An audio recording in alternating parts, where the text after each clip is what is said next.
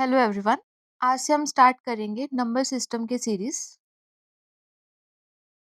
As you know कि number system की value exam में काफ़ी ज़्यादा क्या इंक्रीज होती जा रही है। इससे रिलेटेड बहुत ही ज़्यादा क्वेश्चंस आ रहे हैं। तो इस टॉपिक को हम बेसिक से एडवांस तक कवर करेंगे, जिसमें हर टॉपिक के रिलेटेड उसके क्या होंगे इंपॉर्टेंट क्वेश्चंस। अब सबसे पहले नंबर सिस्टम में बात करते हैं कि नंबर सिस्टम में होता क्या है। ये एक्चुअली स्टडी है नंबर्स की।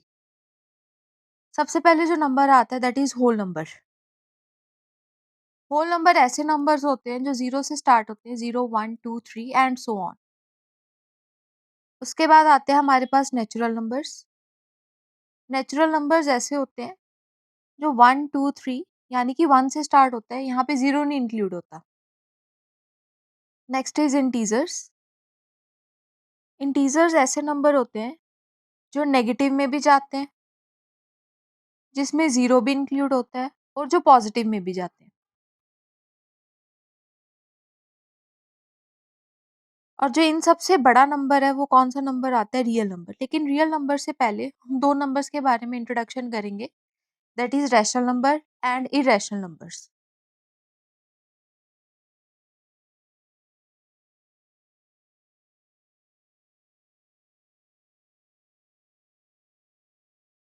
रैशनल नंबर्स वो नंबर्स होते हैं जिन्हें हम लोग पी बाई क्यू की फॉर्म में लिखते हैं, यानी कि न्यूमिनेटर अपॉन डिनोमिनेटर, जैसे कि 1/2, 2/3 या फिर 3/4। लेकिन इसमें कुछ कंडीशन होती है कि जो हमारे पास डिनोमिनेटर है वो कभी भी जीरो के इक्वल नहीं होना चाहिए, क्योंकि अगर डिनोमिनेटर जीरो के इक्वल बन जाता है तो ये नंबर क्या हो जाएगा? Not defined. और जो इरेशनल नंबर्स होते हैं उसे हम कभी भी पी बाई क्यू की फॉर्म में नहीं रिप्रेजेंट कर सकते।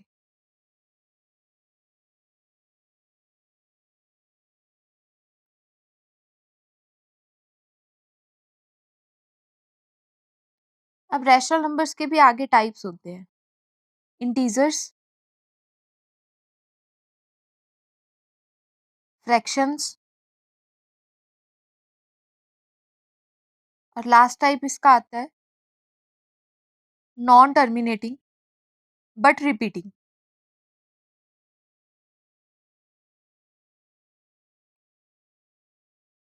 इंटीजर्स हमने अभी किए थे, वो नंबर्स होते हैं जिसमें जीरो भी होता है, 1 2 3 4 and so on, -1 -2 -3 and so on. अब इंटीजर्स को हम लोग रैशनल नंबर्स की फॉर्म में क्यों लिखते हैं? क्योंकि कोई भी इंटीजर है, जैसे कि सपोज 2 है, उसे हम लोग क्या कर सकते हैं? 2/1 भी लिख सकते हैं। 3 को 3/1, 4/1 है, तो ये पी बाई क्यू की फॉर्म में। और यहाँ पे क्यू क्या है? Not equal to zero. और ऐसे नंबर जिसे हम लोग पी बाई क्यू की फॉर्म में लिख सकते हैं वो कौन से नंबर्स होते हैं? Rational numbers. फ्रैक्शन जैसे कि 1/2, 2/3, 3/4, 4/5, ये सभी के सभी कौन से नंबर है? Rational number. अब लास्ट इंपॉर्टेंट है कि नॉन टर्मिनेटिंग प्लस रिपीटिंग, यानी कि कुछ ऐसे नंबर जो लगातार चलते तो जा रहे हैं लेकिन किसी स्टेज पे जाके वो नंबर अपने आप को क्या करता है? रिपीट। जैसे for example 0.333 and so on, 0.3535 and so on, 0.5454 and so on. जब कोई भी नंबर रिपीट करता है तो हम लोग उसे बार की फॉर्म में रिप्रेजेंट भी कर सकते हैं, जैसे कि 0.3 बार या फिर 0.35 बार। बार का मतलब होता है कि जितने नंबर्स के बाद ये नंबर अपने आप को रिपीट कर रहा है उसके ऊपर हम लोग क्या रिप्रेजेंट कर देते हैं? बार रिप्रेजेंट कर देते हैं। इरेशनल नंबर की डेफिनेशन क्या होती है? ये नंबर ऐसे नंबर हैं जो पी बाई की फॉर्म में नहीं लिखे जा सकते, या फिर ऐसे नंबर जो क्या होते हैं? Non terminating plus non repeating, यानी कि ये पॉइंट्स के बाद कभी भी रुकते नहीं है, जैसे कि रैशनल नंबर थे। लेकिन रैशनल नंबर अपने आप को किसी स्टेज के बाद क्या करता है? रिपीट। पर जो रैशनल नंबर्स होते हैं वो कभी भी अपने आप को रिपीट नहीं करता। For example x is equal to 0.3145 1 2 3 and so on. अब ये नंबर क्या है? नॉन टर्मिनेटिंग, लेकिन किसी स्टेज पे जाके अपने आप को रिपीट भी नहीं कर रहा, तो ये कौन से नंबर बन जाएंगे? Irrational number. Pi irrational number है। नेक्स्ट आते हैं हमारे पास रियल नंबर्स। रियल नंबर्स सारे नंबर्स के कलेक्शन है, चाहे वो इंटीजर है, चाहे वो होल नंबर्स है, चाहे वो रैशनल है, चाहे वो इरेशनल नंबर है। रियल नंबर को हम एक नंबर लाइन के ऊपर क्या करते हैं, represent. 0 1 2 3 and so on infinity, -1 -2 -3 and so on minus infinity. अब जब हम लोग 0 से लेके 1 तक गैप रखते हैं तो इस गैप में बहुत सारे रैशनल और बहुत सारे क्या आते हैं, इरेशनल नंबर्स।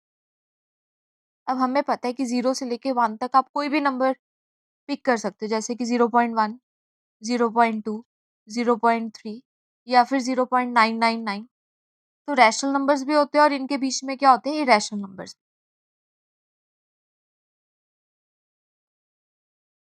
लेकिन कुछ नंबर ऐसे होते हैं, for example square root of -2, square root of -3, square root of -4। अब हमें पता है कि स्क्वायर रूट के अंदर अगर कोई भी नंबर नेगेटिव आ जाए तो वो कभी भी डिफाइंड नहीं होता।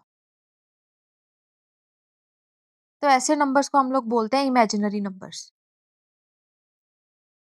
लेकिन हमारी स्टडी सिर्फ रियल नंबर्स तक है।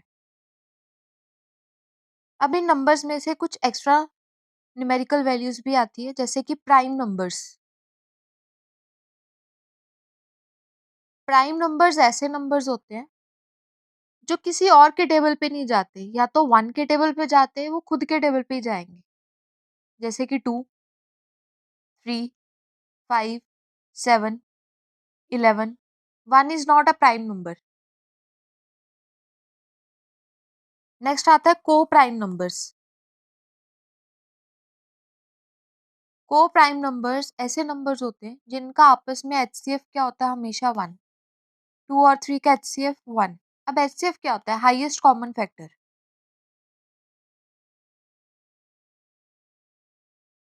कोई भी दो नंबर लो, उन दो नंबर में से जो सबसे कॉमन आ रहा है उसे हम लोग क्या बोलते हैं, एचसीएफ।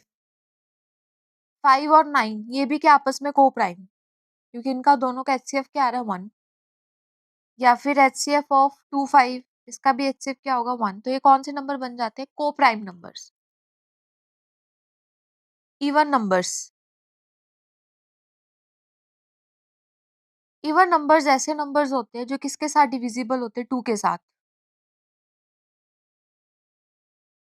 2, 4, 6, 8 and so on. और नंबर्स ऐसे नंबर्स होते हैं जो कभी भी 2 के साथ डिविजिबल नहीं होते,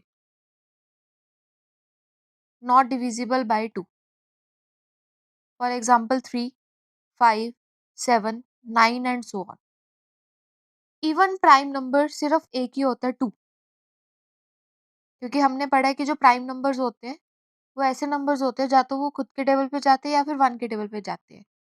2 एक ऐसा इवन प्राइम नंबर है जो इवन भी है और प्राइम भी है, क्योंकि इसके बाद जब भी हम कोई इवन नंबर लेंगे, जैसे 4, 6, 8, 10 है तो इवन, लेकिन ये प्राइम नंबर नहीं है। और नंबर प्राइम्स काफी सारे हो सकते हैं, जैसे कि 3 और नंबर है और प्राइम नंबर भी है, 5 और नंबर है और प्राइम नंबर भी है, 7 ऑड भी है और प्राइम भी है।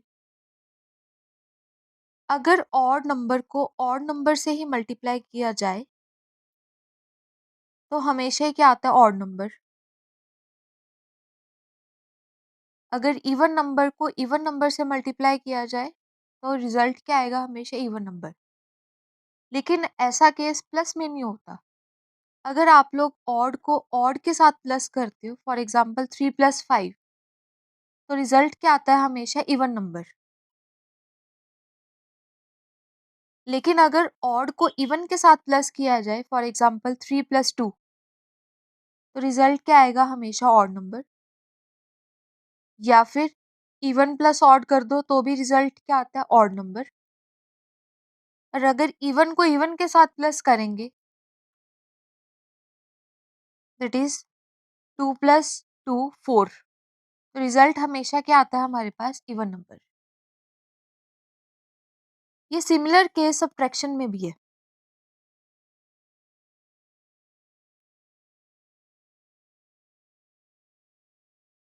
ये कुछ थी हमारे पास बेसिक्स थिंग। अब आते हैं यूनिट डिजिट पे। यूनिट डिजिट क्या होता है, कोई भी डिजिट का जो लास्ट डिजिट है उसे हम लोग क्या बोलते हैं, यूनिट डिजिट। जैसे कि 2, 4, 3, 7, 7 क्या यहाँ पे यूनिट डिजिट है। या फिर 4 raise to power 4, 4 into 4 into 4 into 4 that is 16 into 16 256। तो यहाँ पे यूनिट डिजिट क्या बन गया 6। अब क्वेश्चन में इसका क्या करना, हमने इसकी साइक्लिसिटी चेक करनी होती है। साइक्लिसिटी का मतलब होता है कि कोई भी नंबर अपने आप को कितनी स्टेज के बाद वो रिपीट करता है। इसके लिए एक टेबल हमने रिवाइज करना है। पहले आता है 2, 2 raise to power 1 that is 2, 2 raise to power 2 4, 2 raise to power 3 8, 2 raise to power 4 that is 16 and 2 raise to power 5 32। अब चेक करते हैं कि जो 2 की साइक्लिसिटी है वो 4 है। इसका रीजन क्या है कि जब 2 की पावर 1 करते हैं तो आंसर क्या आता है 2, 2 की power 2 that is 4, 2 raise to power 3 8, 2 raise to power 4 6। लेकिन जब हम 2 रेज़ टू पावर 5 पे जाते हैं यानी 4 के बाद जब जाते हैं तो ये अपने आप को फिर रिपीट करता है, फिर आएगा 2 फिर 4 फिर 8। हमने सिर्फ यहाँ पे इसका यूनिट डिजिट चेक करना है, बाकी नंबर नहीं। कि पहले पावर 1 करने पे 2, फिर पावर 2 करने पे 4, फिर पावर 3 करने पे 8 और पावर 4 करने पे 6। 2 4 8 6 साइक्लिसिटी क्या 4। नेक्स्ट 3 नंबर की जो साइक्लिसिटी चेक करनी होती है वो सिर्फ और सिर्फ 9 नंबर तक करनी होती है, 2 से लेके 9 तक। 3 raise to power 1 3, 3 raise to power 2 9, 3 raise to power 3 27, 3 raise to power 4 81, 3 raise to power 5 that is 243। अब 3 की साइक्लिसिटी भी क्या 4, क्योंकि 4 के बाद 3 अपने आप को क्या कर रहा है repeat. 3 raise to power 1 3, 3 raise to power 2 9, 3 raise to power 3 last digit unit digit 7, 3 raise to power 4 81 unit digit कितना है 1, 3 9 7 1। 4 की चेक करते, 4 raise to power 1 4, 4 raise to power 2 16, 4 raise to power 3 64, 4 raise to power 4 that is 256। अब इसकी cyclicity सिर्फ 2 है क्योंकि 4 अपने आप को 2 पावर के बाद क्या कर रहा है रिपीट। और इसका एक और भी लॉजिक लगा सकते हैं कि अगर 4 की पावर हमारे पास ऑड है तो उसका यूनिट डिजिट क्या होगा हमेशा 4। लेकिन अगर 4 की पावर इवन आती है तो उसका यूनिट डिजिट क्या होता है हमेशा 6। नेक्स्ट 5, 5 की साइक्लिसिटी हमेशा 1 ही रहती है क्योंकि 5 को आप पावर जितनी मर्जी करते हैं जब उसका यूनिट डिजिट का हमेशा क्या रहता है 5। 5 raise to power 1 5, 5 raise to power 2 that is 25, 5 raise to power 3 that is 125। तो यहाँ पे जो इसकी साइक्लिसिटी है वो क्या होगी 1। 6, 6 raise to power 1 6, 6 raise to power 2 36, 6 raise to power 3 216। 5 और 6 ऐसे नंबर्स हैं जिनकी साइक्लिसिटी क्या होती है 1 और इसका यूनिट डिजिट हमेशा क्या होता है 6।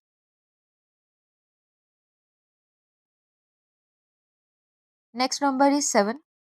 अब 7 की साइक्लिसिटी चेक करते हैं। 7 raise to power 1 that is 7, 7 raise to power 2 49, 7 raise to power 3 343, 7 raise to power 4 last check कर लेते हैं दैट इज यूनिट डिजिट क्या होगा 1। अब जब पावर 5 करेंगे तो दोबारा क्या आ जाएगा 7। तो यहाँ पे 7 की साइक्लिसिटी भी क्या होगी 4 और यूनिट डिजिट क्या होगा पहले 7, उसके बाद यूनिट डिजिट 9 फिर 3 और फिर क्या आ गया हमारे पास 1। 8, 8 raise to power 1 8, 8 raise to power 2 64, 8 raise to power 3 that is last unit digit सिर्फ चेक करना है तो 2। 8 raise to power 4 6, 8 raise to power 5 फिर 8 आ गया। तो 8 की साइक्लिसिटी भी क्या हमारे पास 4। यूनिट डिजिट कौन कौन से बनेंगे 8 4 2 एंड 6। 9 की चेक करते, 9 raise to power 1 that is 9, 9 raise to power 2 81, 9 raise to power 3 729, 9 raise to power 1। इसकी साइक्लिसिटी सेम एज अ 4 है कि अगर जब 9 की पावर ऑड करते हैं तो यूनिट डिजिट क्या आएगा 9 और जब हम लोग 9 की पावर इवन करते हैं तो यूनिट डिजिट क्या आता है 1। तो यहाँ पे यूनिट डिजिट क्या बन गए 9 और 1। ये साइक्लिसिटी बहुत इंपॉर्टेंट है 2 से लेकर 9 तक क्योंकि ये आगे क्वेश्चन में क्या होते हैं यूज। अब नेक्स्ट लेक्चर में हम इनके रिलेटेड क्या करेंगे इंपॉर्टेंट क्वेश्चंस। Thank you.